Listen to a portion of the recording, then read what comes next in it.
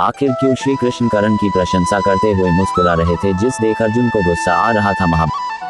महाभारत के युद्ध में रणभूमि पर कुछ ऐसे योद्धा भी थे जो बहुत ही बलशाली थे, लेकिन उन्होंने शस्त्र नहीं उठाए। श्री कृष्ण के अलावा हनुमान जी का नाम भी कुरुक्षेत्र की रणभूमि पर मौजूद उन बलशाली योद्धाओं में शामिल किया जाता है जो अगर रणभूमि पर शस्त्र उठा लेते तो एक साथ अनगिनत योद्धाओं को मार देते, लेकिन फिर भी उन्होंने युद्ध नीतियों पर चलते हुए अपनी शक्तियों का प्रदर्शन नहीं किया। महाभारत की कहानी के अनुसार कुरुक्षेत्र के युद्ध में श्री कृष्ण अर्जुन के सारथी बने थे।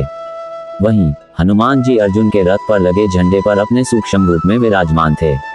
महाभारत का युद्ध अपने निर्णायक मोड़ की तरफ बढ़ रहा था। कर्ण को अर्जुन की तरह ही एक महान योद्धा माना जाता था। दोनों ही अपने शक्तिशाली अस्त्रों के साथ एक दूसरे पर वार कर रहे थे। अर्जुन के धनुष के पास गांडीव था तो कर्ण के पास विजय नाम का धनुष था। अर्जुन और कर्ण एक दूसरे पर बाणों की वर्षा कर रहे थे। अर्जुन जब कर्ण की तरफ तीरों से प्रहार करता था तो उनका रथ 25 से 30 कदम दूरी पर पीछे खिसक जाता था। वहीं कर्ण के बाणों के प्रहार से अर्जुन का रथ 2 से 3 कदम पीछे ही खिसकता था। अर्जुन का रथ जब जब पीछे खिसकता था तो श्री कृष्ण के चेहरे पर मुस्कान आ जाती थी और वे कर्ण की प्रशंसा करने लगते थे। ये देखकर अर्जुन से रहा नहीं गया और उसने कर्ण की प्रशंसा करने का कारण पूछा। अर्जुन के पूछने पर श्री कृष्ण ने मुस्कुराते हुए कहा, हे पार्थ, मैं तुम्हारा सारथी हूँ। इस रथ के ध्वज पर स्वयं हनुमान जी विराजमान हैं। पहियों पर शेषनाग यानी हमारे बड़े भाई बलराम जी हैं।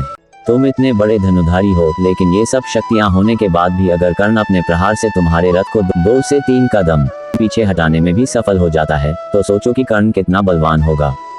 श्री कृष्ण की यह बात सुनकर अर्जुन को कर्ण जैसे योद्धा की शक्तियों का ज्ञान हुआ।